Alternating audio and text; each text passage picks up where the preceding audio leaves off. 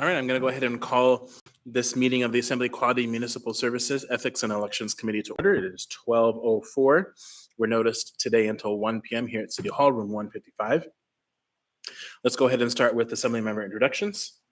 George Martinez. Felix Rivera, and then on the phone we have Member Myers. Yes, thanks, Chair. Member Johnson. I'm here. And Member Brawley. Yep, hello. Great. If there's any other members on the phone, just let me know. All right, so we have a couple items under new business. I will just note for the record, under unfinished business, we do have item A, AO 2025-SX, ranked choice voting statement from sponsor. As folks will recall, at last night's regular assembly meeting, we reneged the introduction. I forget what the official motion was. Rescinded, thank you. We rescinded the introduction of this item, so it is no longer before us for consideration. So we're gonna go ahead and strike that item from our agenda. And so we'll just have the two remaining items. So let's go ahead and start with an update on the downtown library project. Hello, thank you so much for the opportunity to share with you our progress on the downtown library project. And hopefully you received the handouts there. So yes, so for the past several months, we've been working with GHD architects on a concept design and a structural assessment.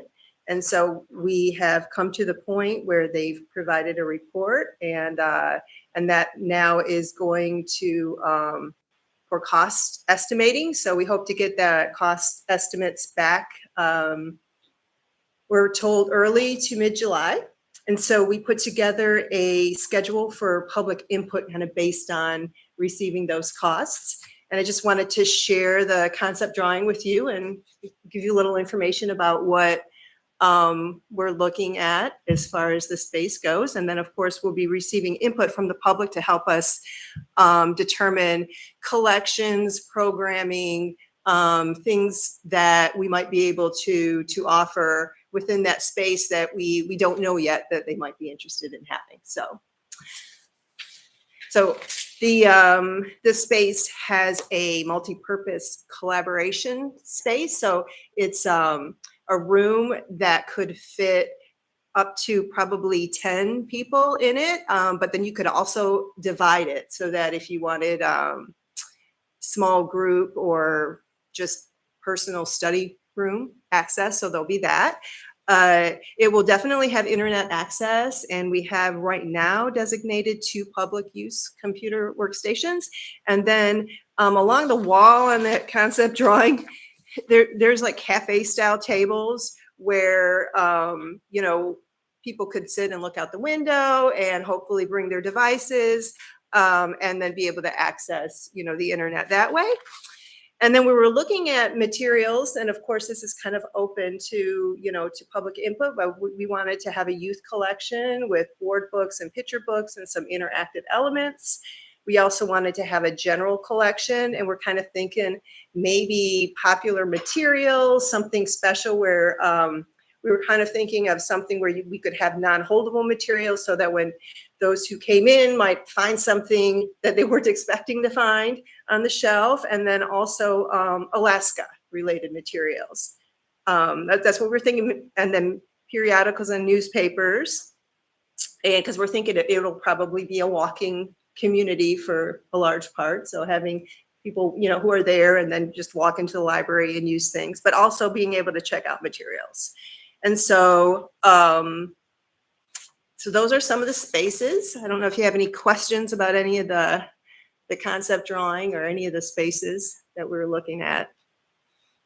So our plan for next steps would be, once we get the cost estimate, then we will launch this information online. We'll start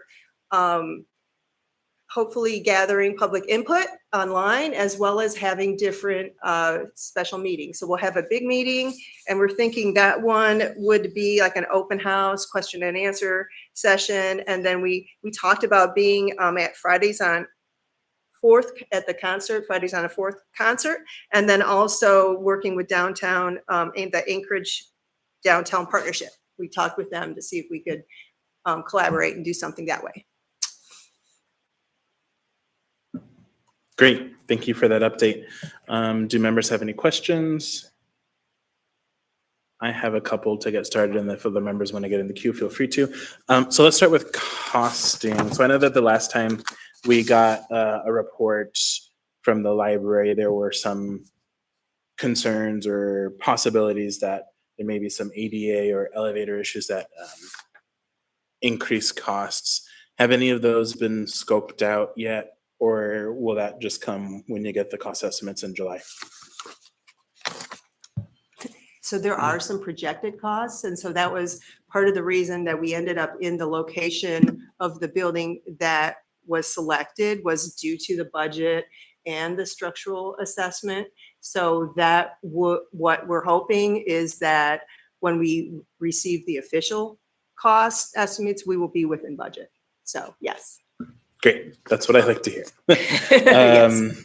Fantastic. Then I guess the other question I have is, I imagine that the community councils are probably out of session right now. But is there at least some outreach that's happening to any other community groups? I know you listed the downtown partnership, but is there any other outreach so that we can hear from a broad array of folks? We could definitely do that. Yes. Great. Yeah. Ooh. And I know that some of the CCs may be checking their emails or whatever, so it may be Okay. helpful to just reach out to them in some form. Great. All right. Any other questions from folks? All right. Fantastic. Well, great work, and I can't wait till it's open. Thank you so much. I know. All right. Then next item on our agenda is immigration statuses of Native Hawaiian and Pacific Islander communities in relation to elections and generally. So let me just give a little preview for this item, and then happy to turn it over to our presenter. So just a little context, folks have likely seen in the media the issues out of Whittier.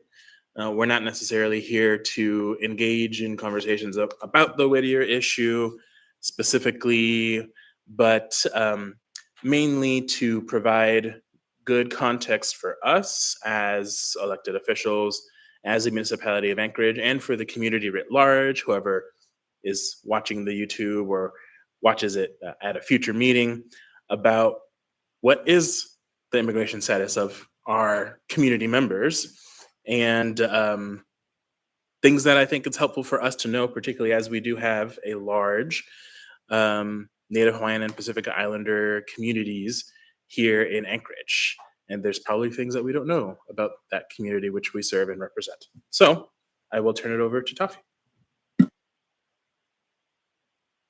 Thank you, Chair Felix Rivera. My name is Tafili Saunoa Toleafoa. I'm the Executive Director of Pacific Community of Alaska. And as Felix stated, I'm here to educate and just provide some information about the immigration statuses of the community that we serve. Pacific Community of Alaska is a nonprofit organization that serves Native Hawaiian Pacific Islanders across the state. And one of the issues that have come up often is immigration statuses. And so on your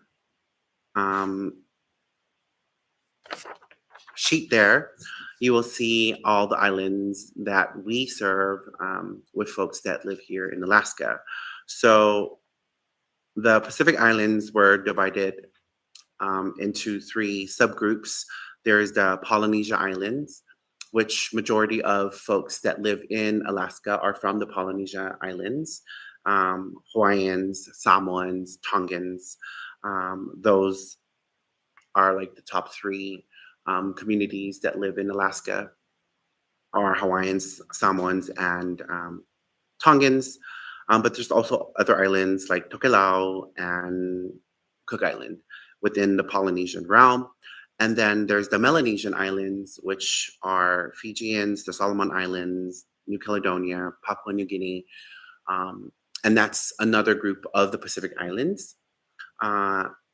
Within that group, there is none of those islands within the within the Melanesian Islands actually have any affiliation with the United States of America. They're all sovereign countries, they're island countries. Within the Polynesian Islands, we have Hawaii, which is a state, and then we have American Samoa, which is a US territory. We also have, and those are the two areas and Swains Island. So those are the two areas that actually have affiliations with the United States of America. Within the Micronesian Islands, which is a big group of islands, we have Guam, and then we have the Northern Mariana Islands, those two are also territories of the United States. And then we have the Marshall Islands, the Kiribatis, the Federated States of Micronesia, and those, the Federated State of Micronesia and the Marshall Islands have a compact of free association with the United States of America. So for the group that Pacific Community of Alaska serve, we have multiple statuses, immigration statuses for people that we serve. So underneath that, so outlined there we have U.S. citizens, right? So folks that are born in the state of Hawaii are U.S. citizens. Folks that are born in the territory of the Northern Mariana Islands and the territory of Guam are considered U.S. citizens. So for all U.S. citizens, you automatically become a U.S. citizen, also U.S. national. So there's two statuses that are given to U.S. citizens. It's one, a U.S. national status, and then two is the U.S. citizen status. For U.S. nationals who are non-U.S. citizens, and this specific status is for American Samoans and folks that are from the Swains Island. So this status specifically is the status that's currently being questioned now. The reason being is American Samoa has been a territory of the United States for 125 years. And this is the only territory that do not have its people be considered U.S. citizens as when they're born in the territory of American Samoa. The next group of, the next status is the Compact of Free Association citizens. And as mentioned earlier, Federated States of Micronesia and the Marshall Islands have a compact with the United States. These are also folks that are from the islands that the atomic bombs were used to practice, right? And so folks from these islands are not considered U.S. citizens. They are citizens. Their citizen status is called COFA. And in order for them to access the United States, they have to apply for admission. And then as soon as admission is granted, right now there's unlimited length of stay. So they can be in the United States living for however long or be residents of the United States.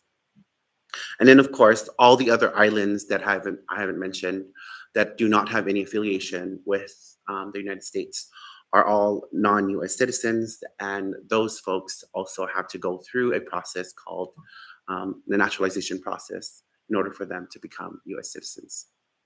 I also want to point out that folks that are born that are U.S. citizens, as you all are aware, Hawaii, Northern Mariana Islands, and Guam can serve in the military. And those folks can also go up the ranks within the military.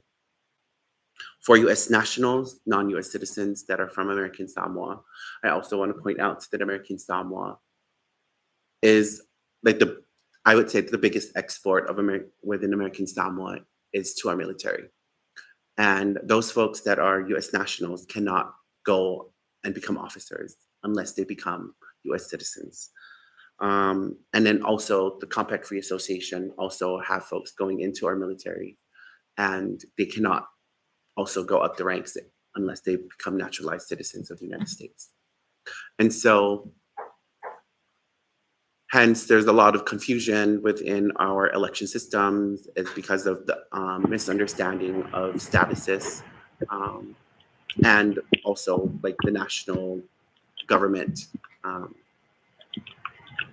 not allowing American Samoans to be considered U.S. citizens like all the other territories. Great, thanks.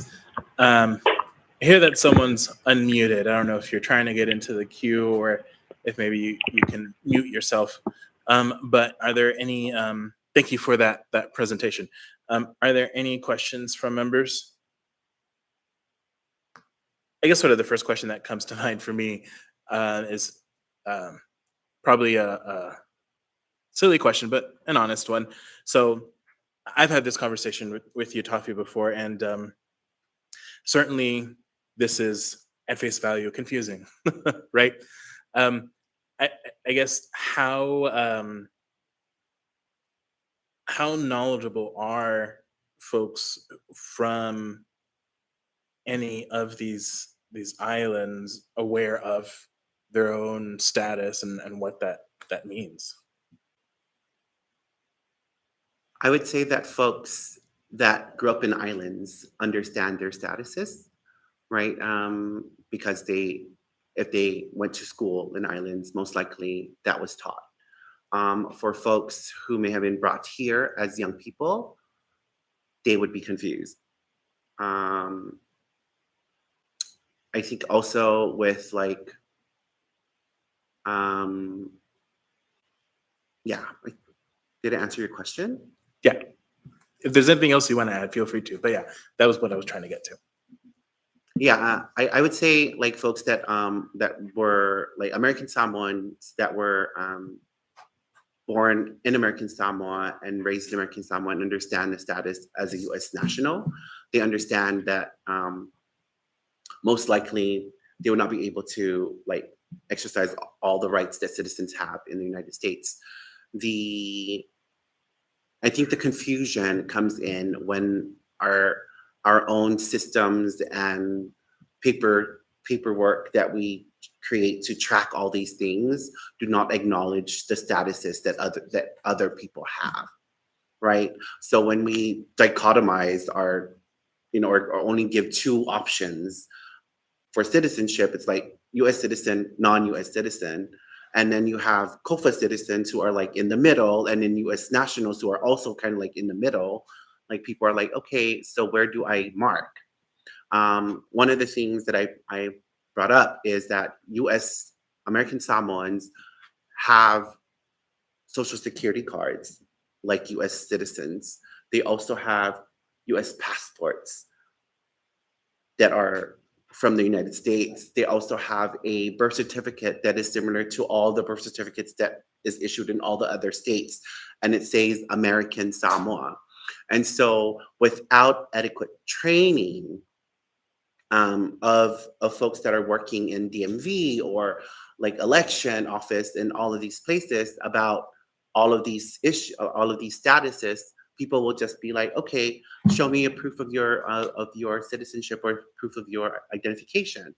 And so if you give someone a birth certificate like that looks like everybody else's birth certificate with the seal, and then give your Social Security card that doesn't have writing on it, and then your passport as an American Samoan, people are just like, okay, well, you're in the United States, just it says American, so just check citizen. And that's what our community has heard throughout, like forever in Alaska, right? You get an ID, just check US citizen, because based on your documentation, you have US citizenship documentation, right? Because there was no acknowledgement of US national on the form. And so I know like for this year, permanent fund dividend has included US non-US citizen, US national on the permanent fund dividend, but I don't know if everybody else is doing the same, right? And so it's acknowledging the existence of these statuses within our immigration status. Thank you. Any other questions or thoughts from folks? I guess just one more from me, just to bring it down. So you mentioned several things on the state level. Are you able to bring it down to the municipal level and share, like, is there any municipal nexus here between the immigration statuses and any issues that folks are having with accessing any services at the municipality and any of the same parallel issues? I think I would recommend that like forms that the municipality issues for public support, right? Or for folks to access services, acknowledge that these statuses exist within the Native Hawaiian Pacific Islander community. And then I'm sure that there's other statuses out there that we don't know of. Thanks. Muted. Great.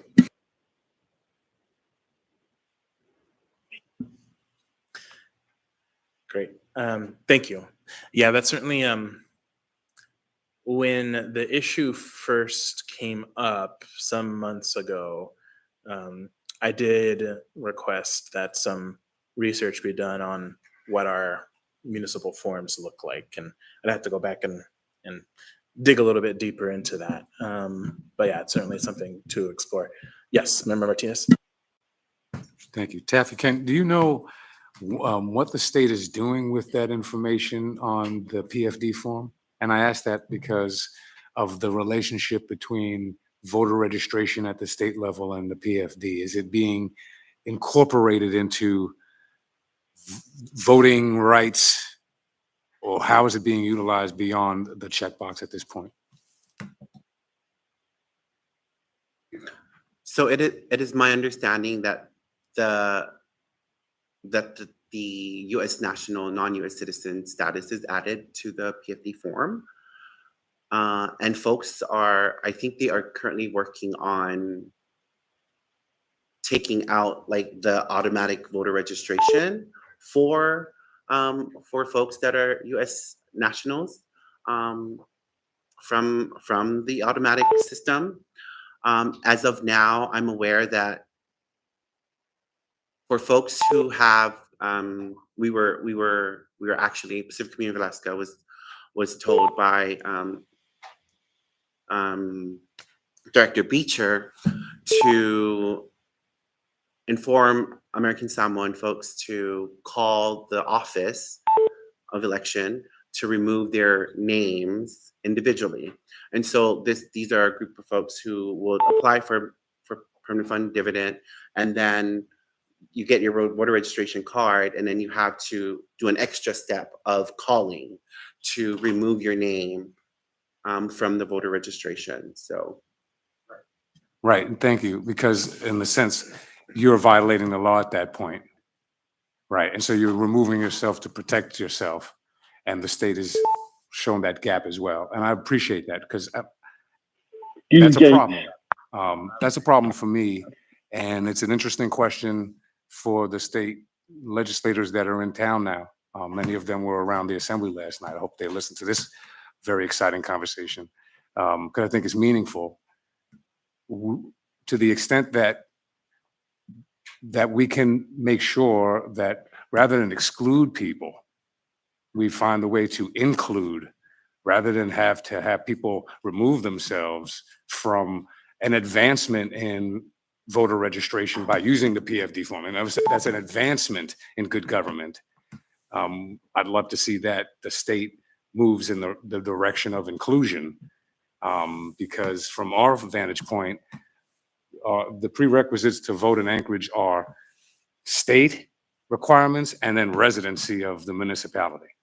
So from my vantage point, that's where the ball lives, and I hope that we can help put a light on that. Thank you. And that was actually one of the bigger issues, because when we were first established, elections were rolling and folks started to call and said like, hey, just to confirm, are we allowed to vote?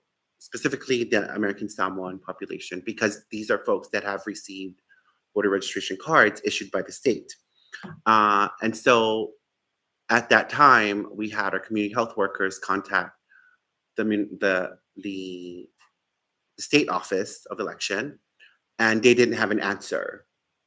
And so they said, we're going to refer you to the Anchorage office. So then we were then referred to the Anchorage office, and Anchorage office said, well, based on our stuff, it says that you have to talk to the state. It's the state that gives that information. So I went back to the state. We're like, okay, so we're just going to go in circles.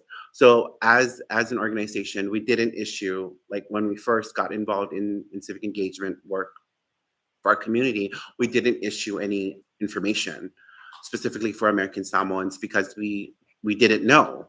And then we waited until all of this happened, and then we finally sat down with Carol Beecher and Director Beecher, and she then issued a letter to explain the issue with American Samoans. And then we translated that information and shared it with our community and let them know that please call the number to remove your name.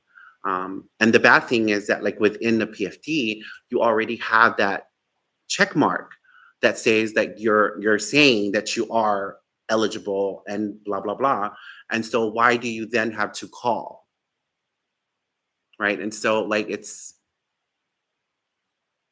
yeah. And just to, It sounds like we might be having some technical audio issues. Just want to confirm, folks on the phone, are you able to hear me now? Unmuted. Oh.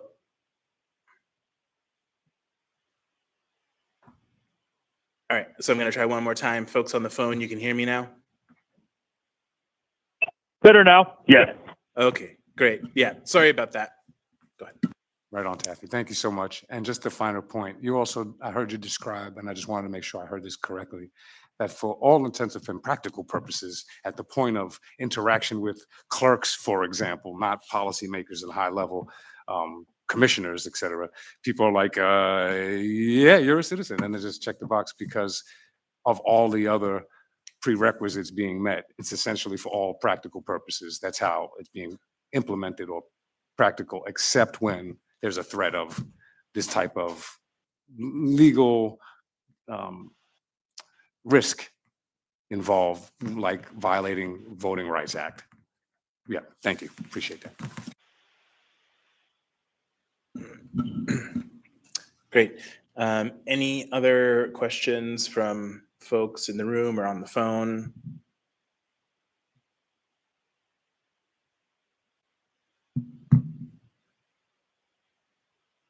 All right, I'm not seeing or hearing any. Well, thank you, Taffy, for that presentation. That was really good to get an understanding of an important part of our community, and I think hopefully state legislators are hearing the need to make some effort. All right, go ahead. So I just want to say thank you for having me here. I also want to inform this body that the state is actually moving forward with some legislation. Some senators and representatives that I'm working with are working on some good resolutions and legislations to move this forward. And I hope that this group and the assembly will also maybe consider having an ordinance or something to support the American Samoa folks within our state. Thank you. Great, thanks. Yeah, we'll look forward to reviewing that legislation once it's filed. All right, then that'll take us to audience participation. Are there any members of the public who'd like to participate? All right, not seeing any. Any other comments from members? Okay, not hearing any. Well, then we will go ahead and get adjourned early today, and you'll have a half hour of your time back. Thanks, everyone. We're adjourned.